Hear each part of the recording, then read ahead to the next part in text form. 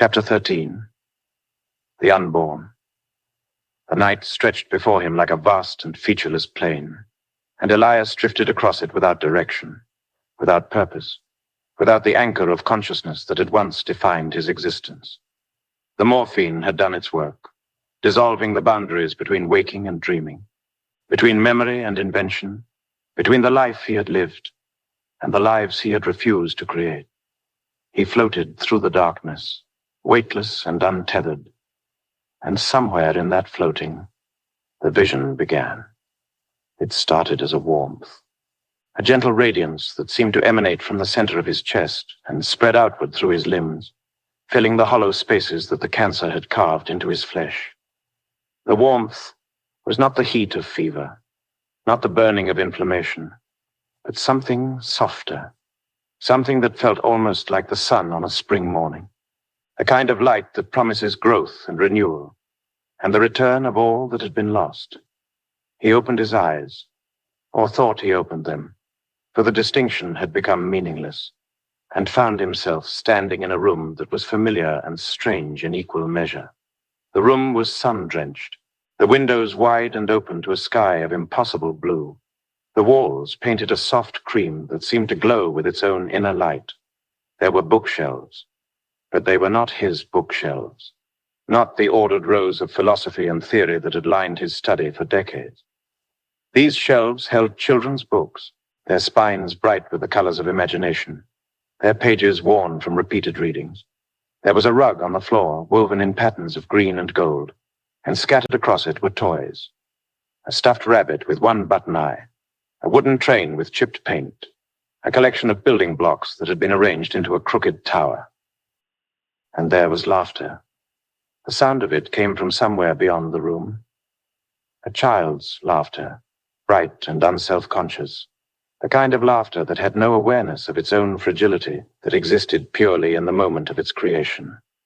The laughter floated through the air like pollen, like the seeds of dandelions caught in a summer breeze, and it settled on Elias's skin with a warmth that he had never known. He walked toward the sound, his feet silent on the soft rug, his heart beating with a rhythm that was unfamiliar and yet somehow remembered. The laughter grew louder as he approached a door that stood ajar, and he pushed it open to find himself in a garden that seemed to exist outside of time, outside of space, outside of everything he had ever known. The garden was lush with flowers, their petals unfurled to receive the sun, their colors so vivid they seemed to pulse with their own inner light. There were roses and lilies and flowers he could not name, flowers that had no counterparts in the world he had left behind. The air was thick with their scent, sweet and intoxicating, and the laughter came from a child who was running through the garden, her dark hair streaming behind her like a banner, her face alight with a joy that was so pure it seemed to burn. She was perhaps 6 years old, with eyes that held the depth of oceans, and a smile that contained all the hope of the world. She ran toward him, her small feet pounding the soft earth, and she stopped in front of him, looking up with an expression that was curious and knowing, the expression of someone who had been waiting for him. "You came," she said, and her voice was the sound of wind through leaves, the sound of water over stones, the sound of everything that was gentle and good in the world. He knelt before her, his body no longer burdened by pain, his breath no longer labored, his heart no longer heavy with the weight of a life misspent. He looked at her, at the face that was familiar and yet unknown, and he felt something crack inside him, something that had been frozen for so long he had forgotten it was there. "Who are you?" he asked, though he already knew the answer, had known it the moment he had heard her laughter, the moment he had seen her running through the garden. She smiled, and the smile was the sun, and the sun was the warmth that had been spreading through him since the vision began. "I'm the one you didn't let be born," she said. "I'm the one you saved. I'm the one you protected. I'm the one you kept from all the suffering." He looked at her, at the joy that radiated from her like light, and he felt the tears begin to fall, hot and slow, coursing down his cheeks like a river that had been dammed for decades. "I'm sorry," he said. "I'm so sorry. I thought I was protecting you. I thought I was saving you. I thought I was doing the right thing." She reached out and took his hand, her fingers small and warm, and she looked at him with eyes that held no judgment, only the boundless compassion of a being who had never known pain, and therefore could not understand its power. "You were protecting me," she said. "You were protecting me from all the suffering, and I'm grateful for that. I'm grateful that you thought of me, that you cared about me, that you wanted to keep me safe." He shook his head, the tears still falling, the grief still pouring out of him like blood from an open wound. "But I kept you from the joy, too," he said. "I kept you from the love. I kept you from the beauty. I kept you from everything that makes life worth living." She looked at him, and her eyes were soft, her face gentle, her voice the voice of a being who had transcended the limitations of human understanding. "I don't know about any of that," she said. "I don't know about joy or love or beauty. I don't know about suffering or pain or loss.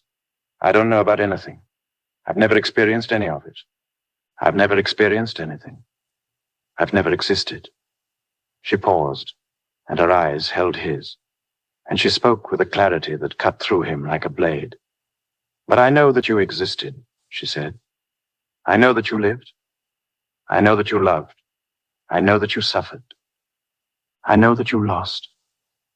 I know that you tried. I know that you failed. And I know that you're still trying. And that matters. That matters more than any suffering. That matters more than any pain. That matters more than anything." The garden began to fade, the colors leaching away like watercolors in rain, the laughter fading to a whisper, the warmth retreating from his skin. He reached for the child, but she was already gone, already dissolved into the light that surrounded her, and he was alone again, floating in the vast and featureless plain of his own consciousness. But the garden lingered in his mind, its colors bright, its warmth persistent, its message etched into his heart with a permanence that not even death could erase. He thought about the child, about the daughter he had never had, the daughter he had prevented from existing, who had appeared to him in his final moments to offer him forgiveness he did not deserve.